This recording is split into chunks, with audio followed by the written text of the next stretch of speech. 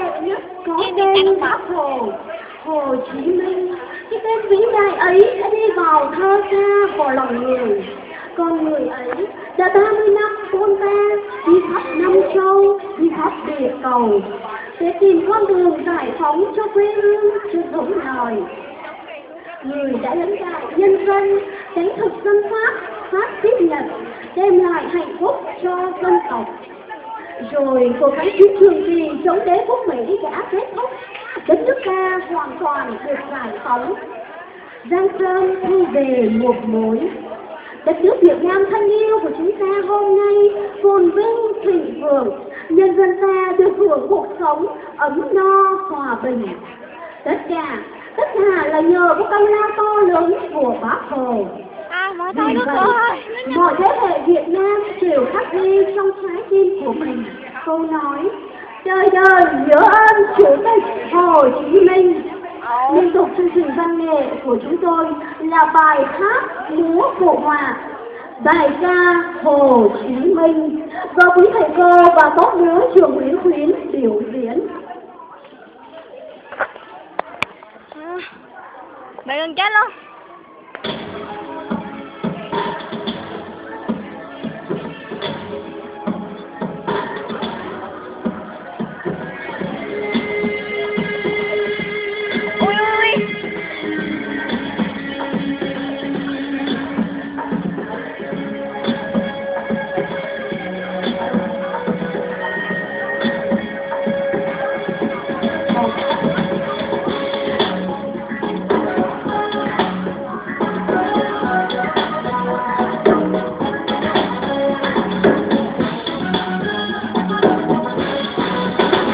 Hồ Chí Minh, Hồ Chí Minh, Hồ Chí Minh, Hồ Chí Minh.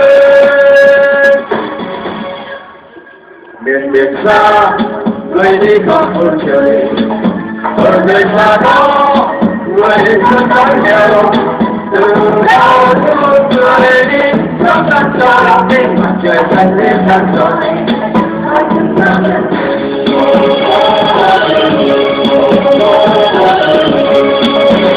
Vợ chồng không người đi khắp phương trời, nên tôi đi khi lòng người vang thần. Hồ Chí Minh người đi khắp năm cho lòng tin, mặt trời chân lý sáng soi, rồi chiều sáng thân mình. Hồ Chí Minh, Hồ Chí Minh, Hồ Chí Minh.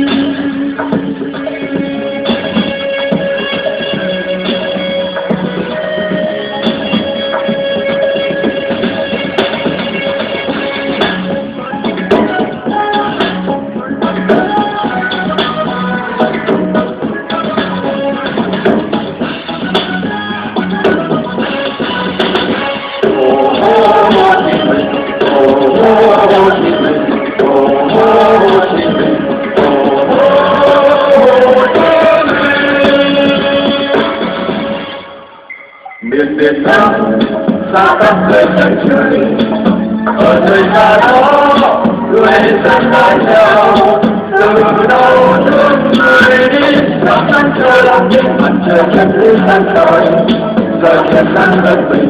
Hồ Chí Minh, Hồ Chí Minh. Người chúng ta người đi khắp phương trời, liền đời đi khi lòng người tan hồi. Hồ Chí Minh người đi khắp năm cho lòng tin, mặt trời xanh tươi sáng soi, rồi chiều sáng thân mình. Hồ Chí Minh, Hồ Chí Minh. Miền Việt Nam xa khắp nơi chân trời, ở nơi xa đó người dân đói nghèo, từ đâu thương người đi khắp năm cho lòng tin, mặt trời chân lý sáng soi, rồi chiều sáng thân mình. Hồ Chí Minh, Hồ Chí Minh.